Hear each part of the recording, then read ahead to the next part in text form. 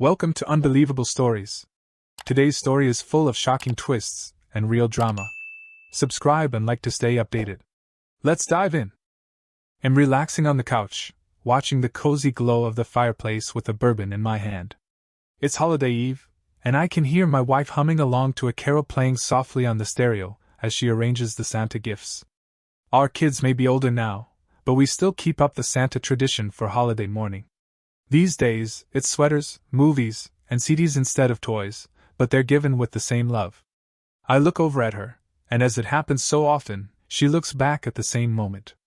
Our eyes lock, and we smile at each other with a look of love. I think back to an earlier holiday eve many years ago and to one 2 years before that when a series of events, both fortunate and unfortunate, led Claire to become my lover and soon thereafter my wife. They say you sometimes have to go through hell to get to heaven, and that was true in my case. I went through a hell that I wouldn't wish on any man, but if I hadn't, I wouldn't have Claire, and I wouldn't be half the man I am today. Let me tell you my story because there are some lessons to be learned from it. To the best of my knowledge, in the history of the world, there has only been one perfect man, and even he was more than just a man. So it stands to reason that every one of us at some point in our lives has done something bad, something that hurts someone else. We've all done something that should have earned us condemnation, at least from the higher powers. And it is because of grace that we don't pay the penalty for our often stupid decisions. In my case, I took someone who was straight, or at least drug-free, and started her on the path to addiction. I introduced Danielle Hart to marijuana when we were just out of high school, and from that one corrupting moment, she slowly descended into the world of junkies and prostitution. It might not have been so bad except that not long after that, I got her pregnant. We got married, and she eventually gave me 3 children in the space of 4 years, 2 daughters and a son. It wasn't until we'd been married almost 8 years that I realized what she'd become behind my back and under my nose. It took most of my money and all of my self-respect before I was finally free of her, and even then, she left me with scars, both physical and emotional, that I still have to this day. My name is Nathan Brooks, and I'm 44, far wiser than I was when I was 19. I was born and raised in a suburban area near a mid-sized northeastern city. My folks were fairly well off, and I did my damnedest to be cool. Although I was on the football team all through high school, I didn't play much, mostly on special teams in the junior varsity. That never stopped me from smoking cigarettes, drinking beer, or smoking pot. That's just the way it was in those days. You'd have thought that when a good friend of mine was killed during my senior year of high school, it would set some of us straight, and in my case, it did for a while. I was on the rebound from that incident when I began dating Laura. We had a class together, and she sort of latched on to me as someone who was in need. Never mind that she already had a boyfriend, a fellow who was a year older and going to the nearby junior college. We started dating, and soon she threw him over for me. That should have been a warning, but I was so sloppy in love that I failed to notice. At that time, Laura was kind of a band nerd, but she was a band nerd who put out, as they say. She was a little taller than average and fairly nice looking, with a body that had all the parts in the right places and in the right proportions. She was always a little self-conscious about her nose, which did have a bit of a crook to it, although it in no way hurt her looks, and she had soft brown hair that was utterly unremarkable. She was, for the most part, a nice girl, the youngest child of a truck driver and a school teacher, but there were a few folks here and there who didn't like her much, one of whom was my father. Even before she got mixed up in drugs, Laura was very moody at times, and when she was in a bad mood, she could be a real bitch. That was okay because when I was in a bad mood, I could be pretty foul too. Even my mom, who liked her and empathized with her, recognized the pitfalls of 2 people like us hooking up. I also think my dad sensed that there were demons lurking in her soul that could devour me if they were unleashed. Plus, he thought I could do a lot better. But I was in love, and besides, had supposedly married beneath his station as well, and my mother turned out to be a true princess of a person. The relationship might have run its course if I hadn't gone to college and come back for Thanksgiving break with a renewed appreciation for the wonders of weed.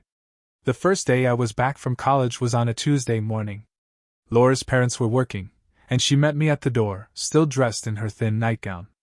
We hadn't been together in a couple of months, and we were hot and horny, but I talked her into throwing on some clothes and taking a ride with me. We had a really good parking spot we'd used before, and I drove us there. We got parked, and I pulled out a fat joint. She kind of looked at me in disapproval, but I guess she'd always been a little curious about it based on the way I talked about it in roundabout terms, so she agreed to try it. She got real giggly, then she turned on me with a passion I hadn't seen in her before. I mean, we had sex before, but it always seemed like she was holding something back. Not this time. She kissed me wildly, and in seconds, we were frantically ripping at each other's clothes. Having sex in the back seat of the car is not the most comfortable experience, but it certainly was an exciting one. We were covered in sweat and laughing insanely as we slowly floated back to earth from such an incredible high. I quickly learned that we'd had the same effect on Laura that it had on me. It made her insatiably horny, and we had sex every chance we got that whole weekend until I left that Sunday. We spent the whole holiday vacation doing pretty much the same thing, although finding the time and space to have sex could be tricky. However, it wasn't all fun and games, and the longer the holiday break continued, the more friction there was. Laura was so horny and fell so quickly into the way that I would subsequently wonder what she was doing when I was off at college. When we weren't getting stoned and having sex, we were getting at each other, and I think we were probably headed for the inevitable breakup when fate intervened. I would been back at college for the spring semester about a month when Laura called me, blubbering. Her period had been late. She'd gone quietly to a clinic, and the doctor confirmed her worst fears: she was pregnant. Even though neither of us was very religious at the time, we didn't believe in abortion, and after talking about it, we decided to get married. Needless to say, both sets of parents were not happy, and my dad in particular begged me not to go through with it. But I felt like it was the manly thing, the honorable thing to do. So in May 1974, we were married. Much later, after our daughter, Sophie, was born, I worked out the timeline, and Laura must have conceived on or about holiday day. I would end up doing the same thing with the other two as well. With a wife and a family to support, college wasn't an option, and I got a job working for a pharmacy as a stocker and sometime cashier. I couldn't have gotten that job under the same circumstances today because I would have never passed the drug screen, but that wasn't standard practice back then, and I soon showed an affinity for the job. After 2 years, I was promoted to assistant store manager at another branch in town, and in 1977, Laura gave me a son, Aiden. Just a year later, we had our other daughter, Lily. With that, Laura had her tubes tied, and we set about raising our family. Throughout this period, we partied pretty good, but nothing too wild. We'd smoke pot on a fairly regular basis, and occasionally, we'd spring for some coke, hash, or LSD. Laura liked the way some of the drugs made her feel, and she was enthusiastic about it whenever we got high, especially since we'd have sex like rabbits when we did. But as the kids got older, the harder drugs fell away from me, and eventually, as I started getting more and more responsibility, I let it start to fade away from my life. I thought Laura had as well. Let me emphasize that I loved her throughout all of this, even if at times things got a little rocky around the house. It was in the fall of 1989 when Lily was 3 and Aiden was 4 that Laura decided to go back to work, and she found a job as a secretary for a modest-sized electric contractor. At first, I didn't mind because it meant added income that we needed to support a growing family. But then I started to meet some of the people she was working with, and I began to get real bad vibes, especially from the men that worked there.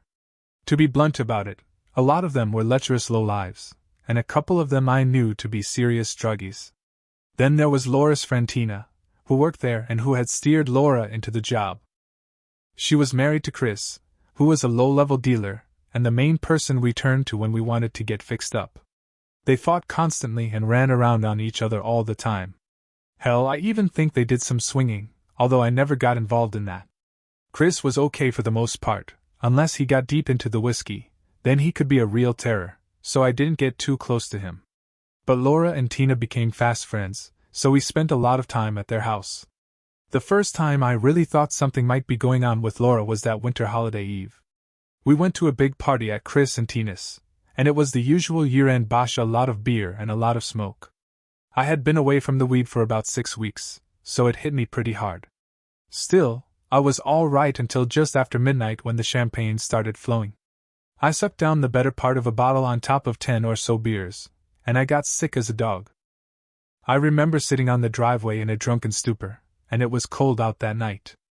Laura finally found me after I would been out there heaving my guts out and brought me in and laid me on a bed where I passed out.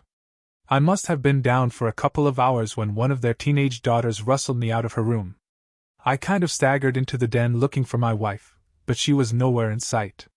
I thought I heard muffled sounds of sex from one of the back bedrooms, but I was too gorked to do anything about it.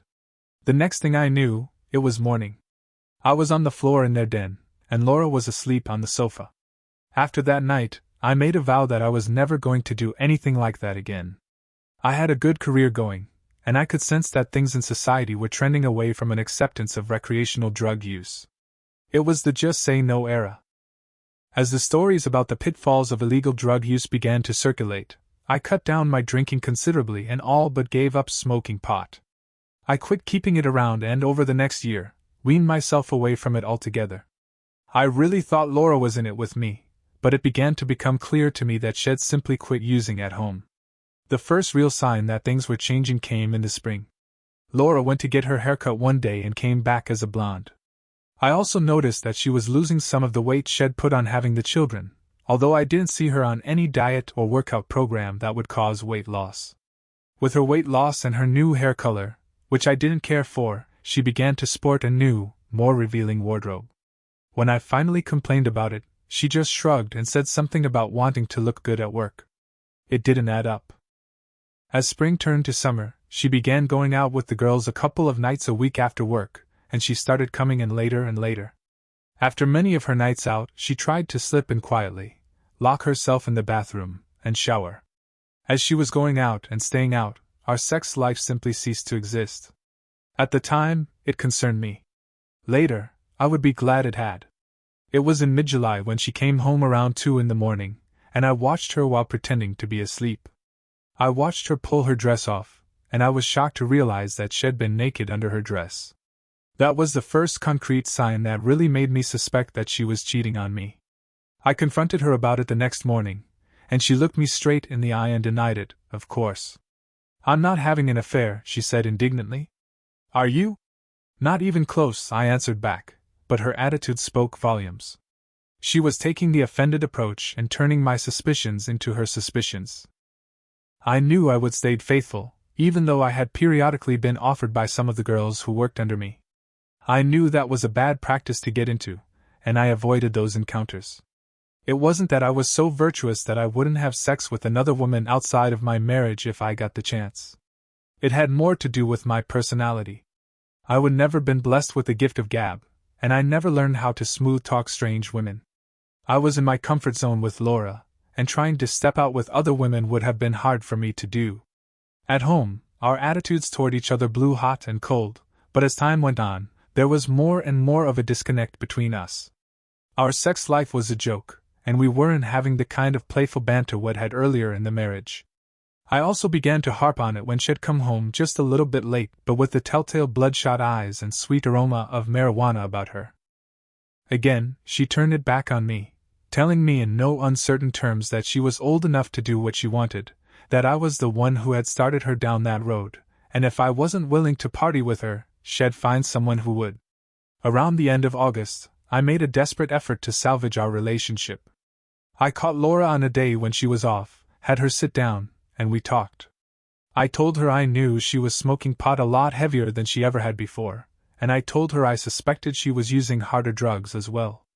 I asked her if she still loved me and if she still wanted to be married to me. She looked at me tearfully and said she did. "Okay then, I have a few conditions," I said. "I want you to quit that job and find something else. I would like to see you get into a rehab program, and we need to see a marriage counselor. I'm willing to wipe the slate clean, but only if you're willing to meet me halfway." "I don't know, John," she said. "I make good money there, and I like working there. They treat me nice, and I'm definitely not going into any rehab. I understand if you don't want to do it anymore, but I'm not ready to quit. I'm not a junkie or anything. I can handle it." She did agree to meet with a counselor, and we went twice. Then she decided that it was a waste of time and money we didn't have, and she quit going. And the pattern of wayward behavior resumed. I started following her around to the bars she'd go to after work, where she'd drink with a mixed group of men and women, and some of the places she was going were pretty seedy. I never stayed long enough to see if she went off to hostels or anything because I had to get home to see to the children. But a couple of times I saw her walk to the back of the bar toward the restrooms and stay back there a lot longer than I thought was necessary for her to do whatever business it is that women do in the lattice room. By October, I had enough circumstantial evidence that I was prepared to take the next step and get concrete proof. By then, our marriage was a joke. We were fighting constantly, and she was coming home late from work just about every other night, looking like she'd been rode hard. I was fed up with Laura, and what I could see was her pattern of lies and infidelities. More than that, she had really shirked the role of mother, as she spent her time running around partying all the time. I was doing most of the parenting because she didn't have time for the children, and don't think they didn't notice. I needed to know what she was doing so I could plan my next move, whether there was any hope of saving our marriage or whether it was time for a divorce. I did 3 things to begin. First, I went to my doctor ostensibly for a checkup, and while I was there, I asked for a blood test. I wanted to establish 2 things: 1, that I didn't have any sexually transmitted diseases, and second, I wanted to show that I was now drug-free. Next, I quietly got samples from all 3 of our children and sent them to a DNA lab in another state. I wanted rock-solid proof one way or another that I was or was not the father of my children. DNA testing was not quite as sophisticated then as it is now, but it was advanced enough to tell me whether I was really the father of the children I would been raising. I didn't think it would make a difference in my feelings for them. I was their daddy regardless of whether I was really their father, but from a legal standpoint, I had to know one way or the other. If we got divorced, I was going for custody, and my chances would be a lot better if I was their biological father. Finally, I asked around and got the name of the best divorce attorney in town, then went to see him. I laid out my concerns, and he agreed to take me on as a client and referred me to his private investigator. Victor Cole was a no-nonsense man in his early 40s whom I would soon learn knew everybody in town and everything about them. I told him what I wanted, and he took on my case. It was already starting to cost me an arm and a leg, and I still didn't know anything concrete. It all came to a head on holiday eve. It was the custom of her company to close up the shop around 1 in the afternoon on holiday eve and invite all of the employees to a big party in their warehouse.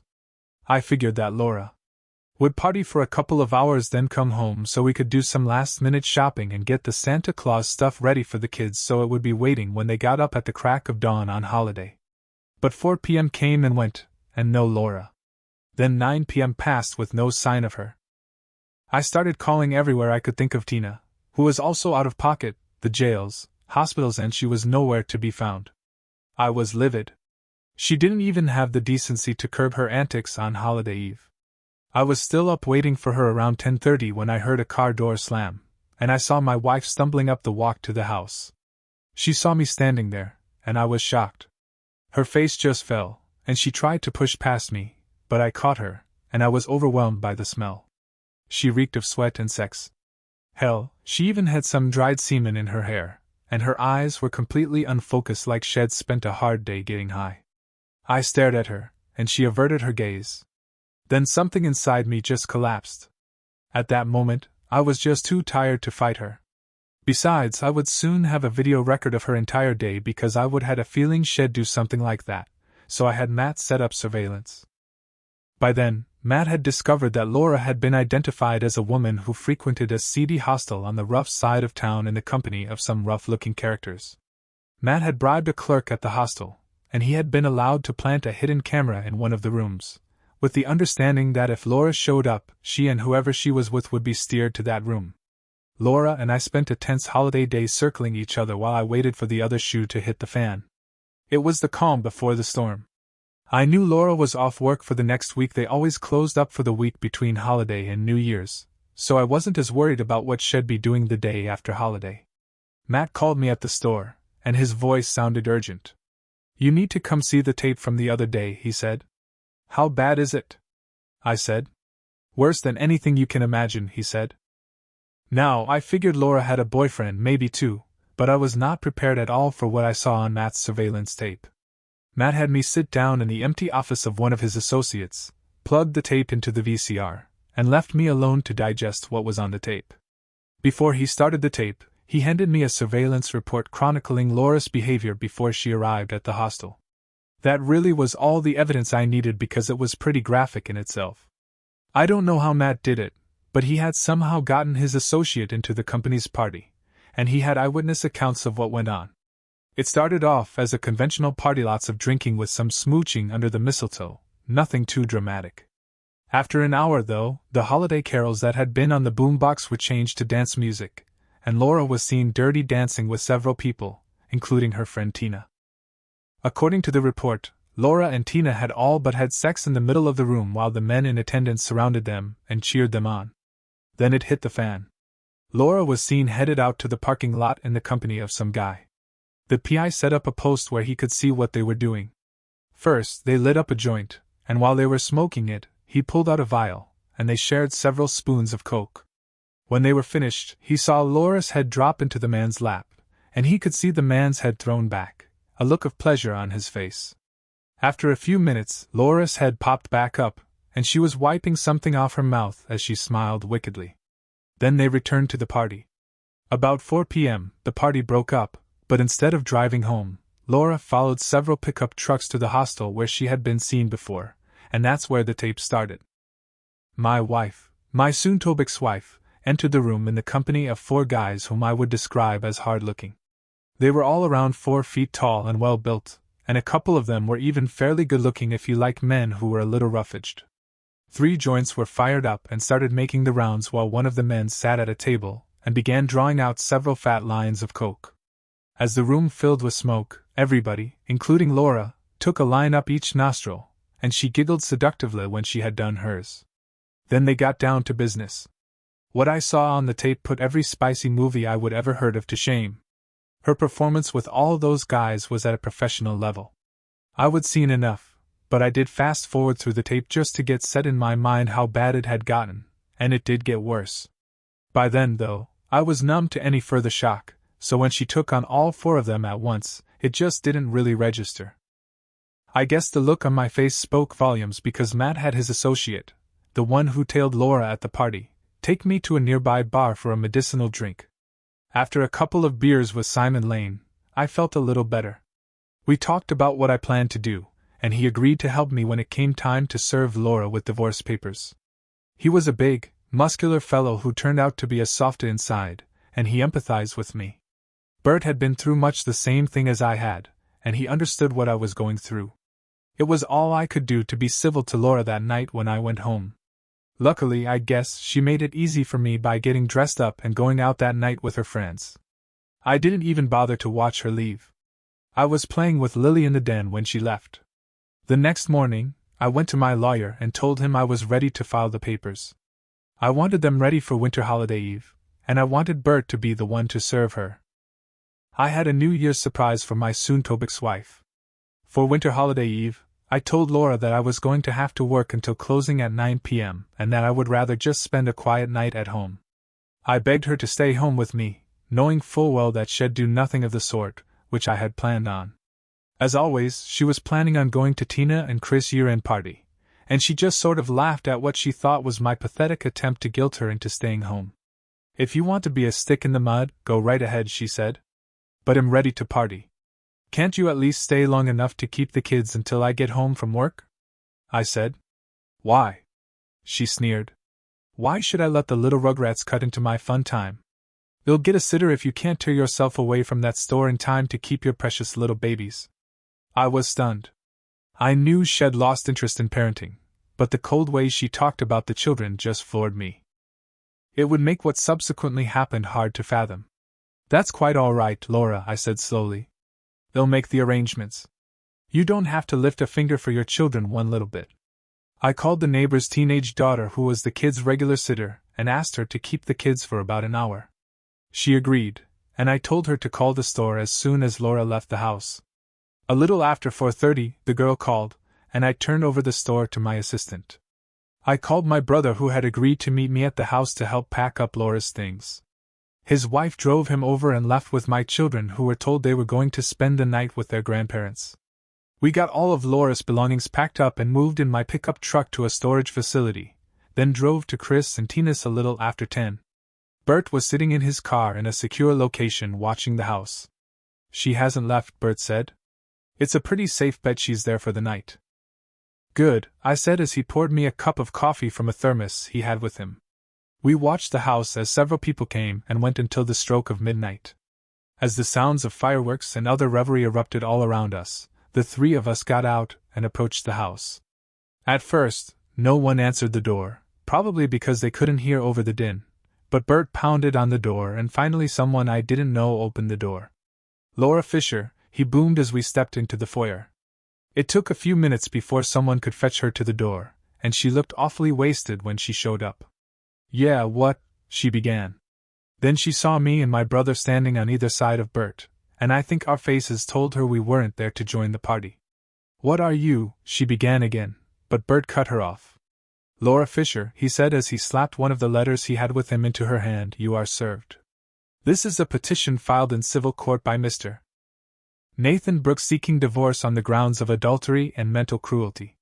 And this is an injunction from the court preventing you from coming within 1,400 feet of the domicile formerly occupied by you and said husband. And this envelope contains the key and the address to a storage facility where your belongings have been moved. You sorry son of a.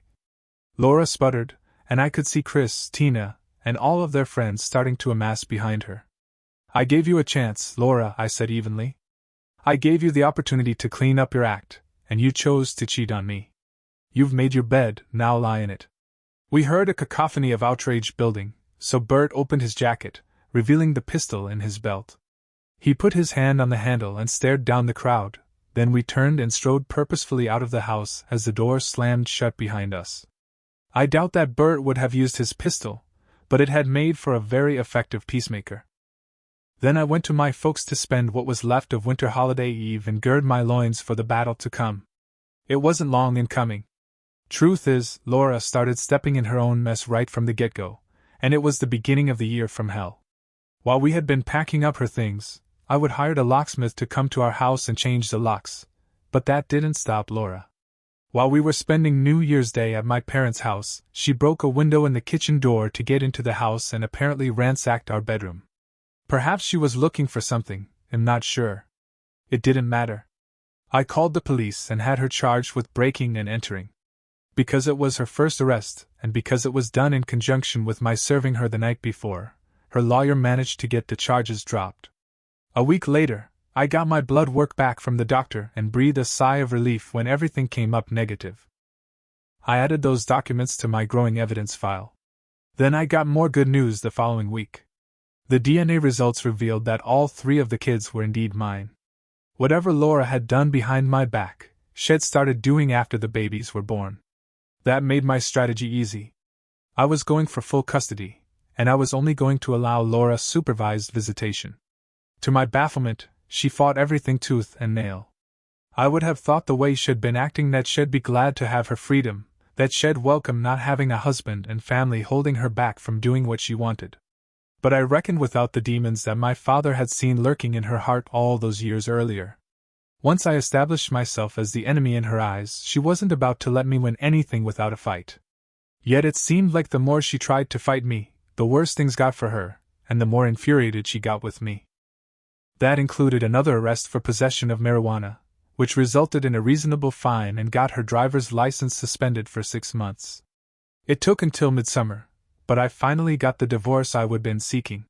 Then we went to court on the custody issue, and she brought out what she thought was her heavy artillery, the fact that I would been the person who turned her on to drugs. But my lawyer brought out my evidence that I was drug-free and had been for the better part of a year.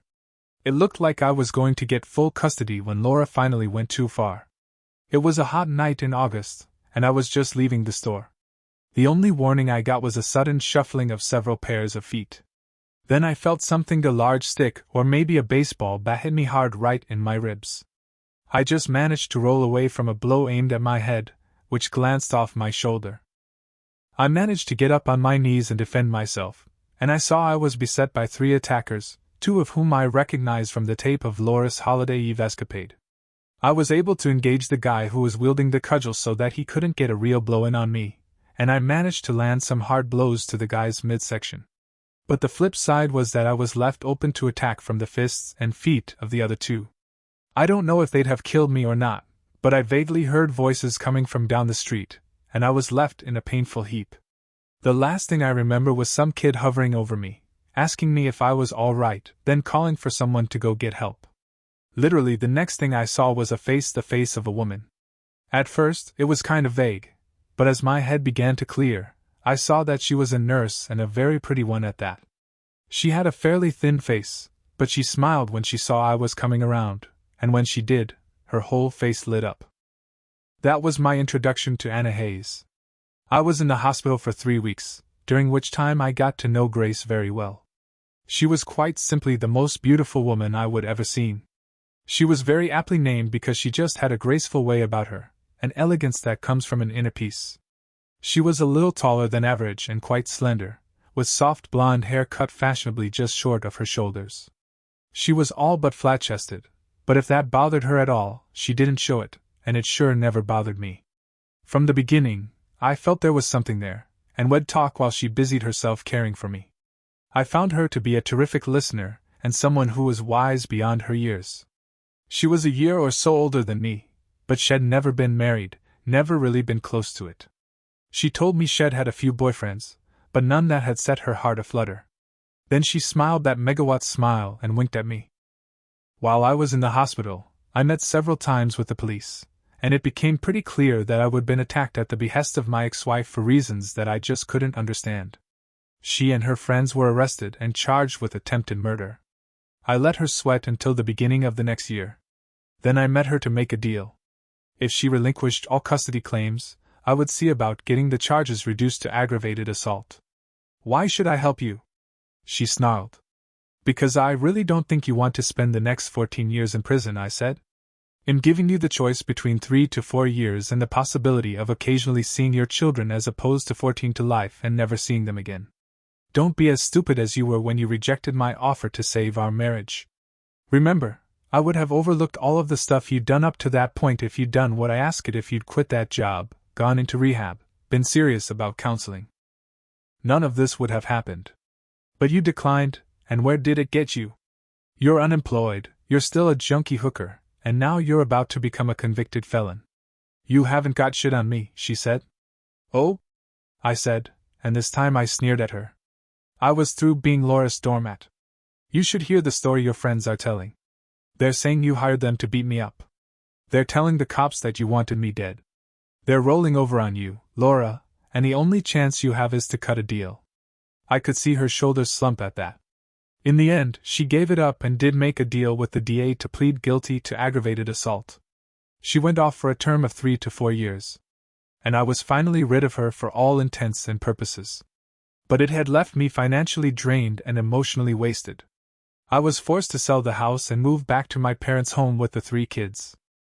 My mom was a godsend, helping take care of the children and trying her best to ease their fears. After getting out of the hospital, I had another 2 months of rehab, during which time I couldn't work. I was on company insurance plus I got workers' comp, but the holiday season was approaching, and they needed a store manager on site. Compared to the fiasco of the previous year, holiday in 1989 was significantly better, and yet it drove home for me just how lonely I was. The woman I would thought I loved, the mother of my children, had become a sworn enemy and had made a complete wreck of her life. Money was tight, so I wasn't really able to do for the kids like I wanted. I was still in some pain and sinking into depression over the way things had gone the previous 17 months. And then it got worse. After the first of the year, the company I would been working for gave me a choice. I could take a manager's position in another state, or I could accept a layoff. I didn't like either option, so I tendered my resignation and found a job working the floor for a large retail store. It was a significant come down from a manager's position, and I made quite a bit less than I had before. Basically, it was like starting over in my career, but it was easy work, and the hours suited me because they allowed me to be home in the evenings with my children. I rented a small house, and we moved out of my parents' house. It was in a fairly low-rent neighborhood, and there wasn't much to call it home. All in all, that winter of 1991 was the lowest point of my life. The only good thing about it was that I resisted the siren call of drugs and alcohol.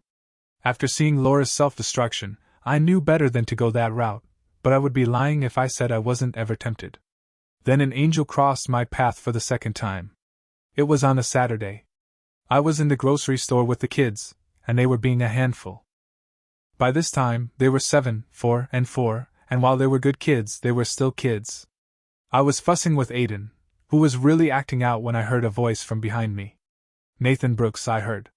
I turned to see Grace coming over to where we were. We hugged in greeting, and then she dropped down and greeted all 3 of the children by name. I was amazed.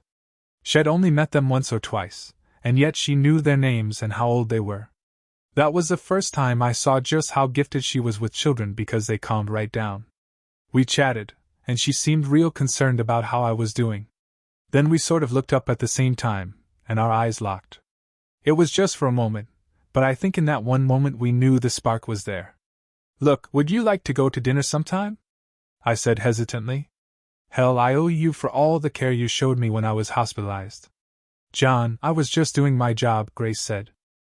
But I have to say it was a pleasure, and I would love to go out with you. You have any plans for tonight? I just stared at her. Later, when I got to know her better, I learned that was her way. She's very direct, and she knows how to cut to the chase without going through a bunch of pretense. Anyway, we exchanged phone numbers, then she gave me a little kiss on the cheek. It was nothing really, but it sent goosebumps all over my body. And my little Lily picked up on it right away. As we were finishing our shopping, she just blurted it out. Is she going to be our new mommy? She asked me. Oh, I don't know, sweetheart, I said. It's way too early to say. Why, would you like for her to be your new mommy? Oh yes, she said happily. What about you guys? I asked Sophie and Aiden. You think you could accept Miss Grace as your new mommy? Sure, Dad, Aiden said. She's pretty neat. Well, see then, I laughed. But it's awfully early, and she may have something to say about it. But you do like her, don't you, Daddy? Sophie said in her typical quiet, introspective voice. Yeah, I do, I said. But like I said, we've got a long way to go before we get to that point. That night, I took Grace to a steakhouse, nothing fancy, but a place with a good atmosphere and good food, and I learned that she was everything Laura was not. I can't say she's perfect because she does have her moments, but I've never met anyone with a sunnier disposition, never been around someone who has such a positive outlook on life. With Laura, doom and gloom were right around every corner, and she spent endless amounts of energy worrying about things she had no control over, things that were over and done. She was so filled with regret and remorse that it always tended to drag me down.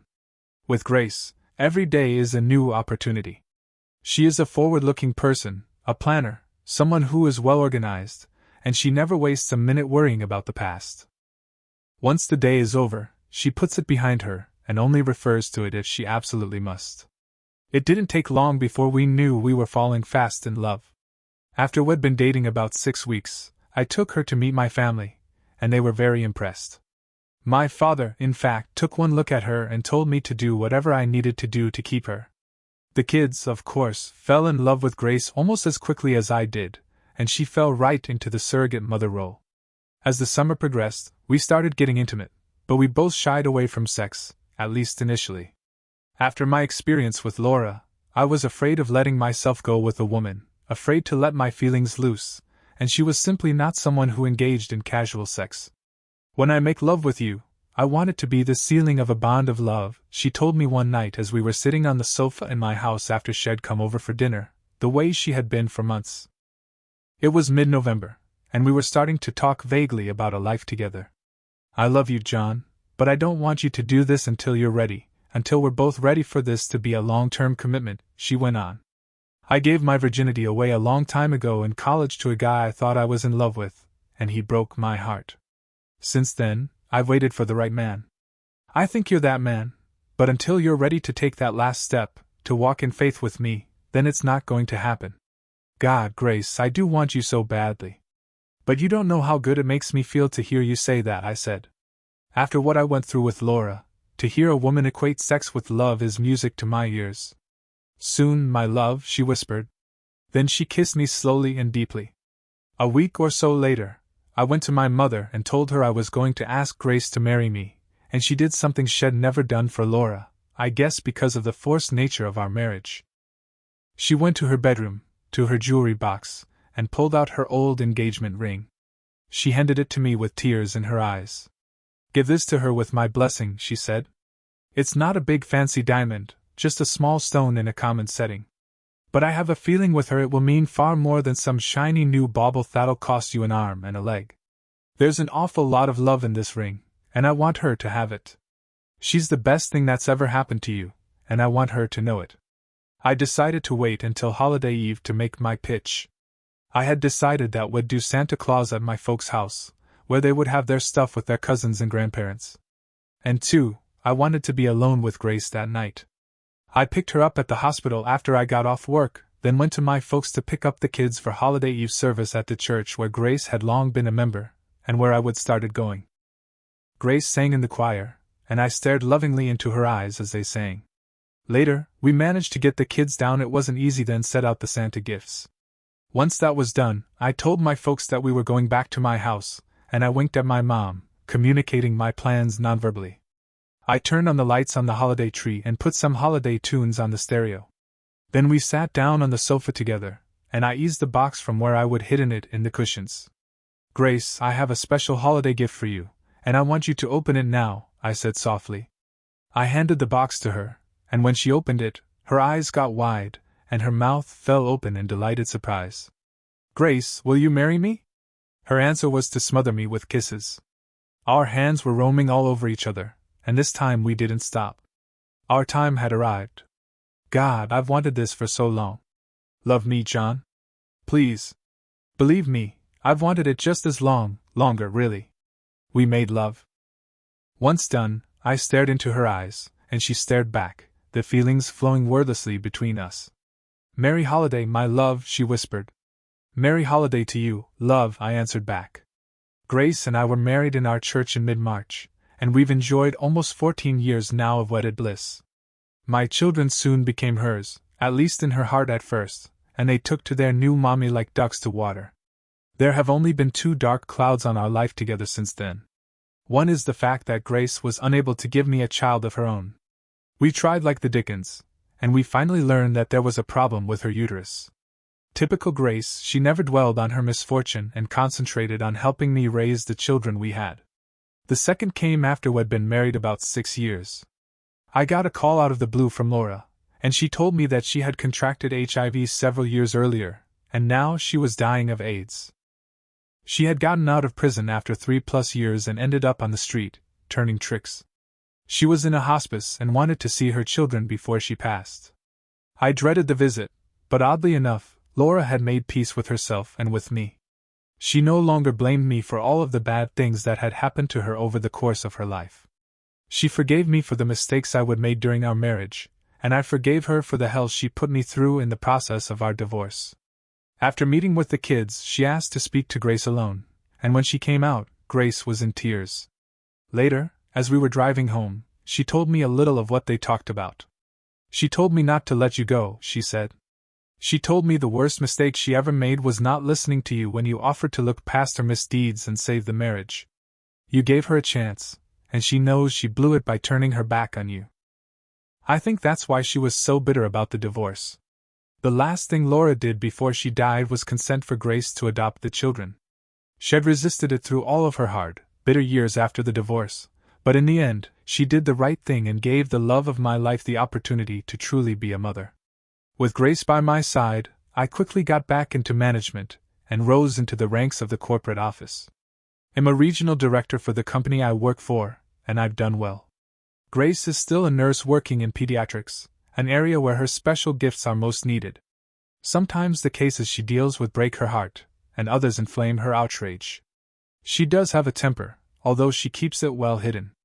Sophie was so taken with her stepmother that she chose to follow in her footsteps and pursue a career in nursing. Aiden is still in college and joined the Army National Guard right out of high school. I worry that the longer the war in Iraq drags on, the more likely it is that he may be called up, but that's his choice, and I support him all the way. Likewise, Lily is in college with an eye toward becoming a teacher. It's been a satisfying life, one I don't think I would have had if Grace hadn't come into my life when she did. Santa Claus is all set out, and Grace sits on the sofa next to me, curling up into the comfort of my arms. Bing Crosby softly croons White Holiday from the stereo, and we gaze into the slowly banking fire. I take a final sip of my glass and set it on the coffee table. Tomorrow there will be laughter and excitement as my family shares the gifts we've all gotten for each other. We'll tear open the packages, marvel at the thought that went into each gift, then we'll congregate in the kitchen as we prepare the holiday feast. It will be a joyous time as always, but tonight, in the quiet of the holiday eve night, I enjoyed the greatest gift I've ever gotten, the one that keeps on giving. Tonight I bask in the soft glow from the love and devotion of a good woman and in the corresponding love and commitment I've been able to show her over time. Grace is another word for elegance and an unearned gift from God, and that's certainly what my grace means to me. And that's Nathan's journey through heartache to healing, finding peace in unexpected grace. Thanks for watching. Now, what does grace mean to you? Share in the comments below, and we'll see you next time.